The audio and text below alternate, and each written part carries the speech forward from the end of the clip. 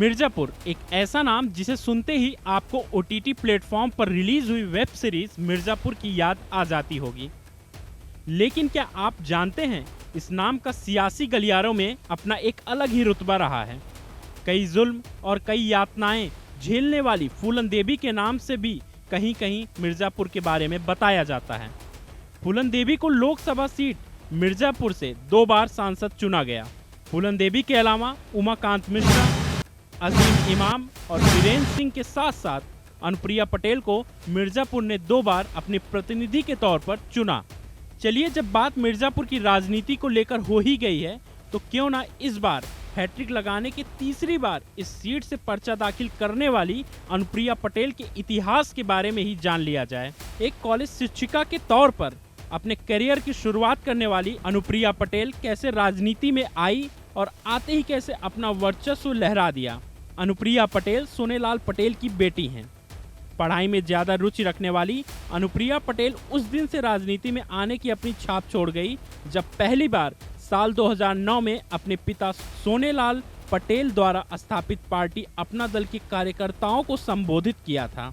शोक सभा में सोनेलाल को श्रद्धांजलि देने आए पार्टी के कई नेता उस वक्त अनुप्रिया पटेल की कही गई बातों को सुनकर भांप गए थे कि ये अपना दल पार्टी के लिए कुछ नया करेगी। सोनेलाल की सड़क दुर्घटना में मौत हो जाने के बाद शोक सभा में दिया गया अनुप्रिया पटेल का भाषण थोड़ा उग्र था, लेकिन पार्टी के गिरे मनोबल को उठाने के लिए काफी था।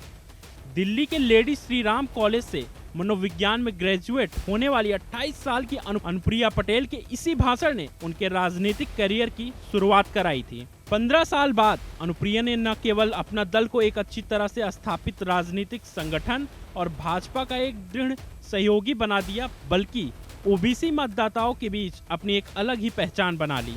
अनुप्रिया पटेल ने पिछले कुछ सालों में न केवल अपनी पार्टी को मजबूत किया है, बल्कि चुनावी रूप से महत्वपूर्ण वोट बैंक को भी मजबूत किया है।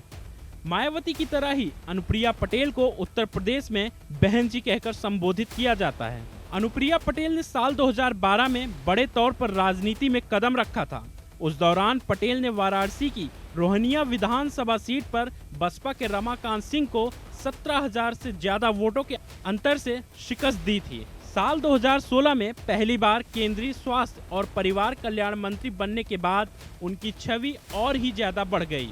यही वो समय था जब पटेल परिवार में झगड़ा शुरू हो गया था और अनुप्रिया पटेल को अपना दल को अलग कर अपना दल एस से शुरू करना पड़ा था।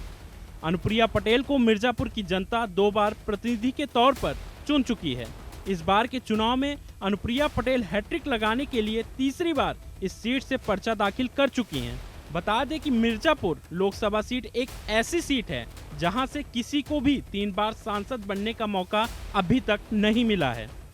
इसके साथ ही इस बार राजा भैया का गढ़ माने जाने वाले प्रतापगढ़ में एनडीए प्रत्याशी के समर्थन में की गई सभा में राजा भैया की तरफ इशारा करते हुए कही गई बातें कहीं अनुप्रिया पटेल को भारी न पड़ जाएं।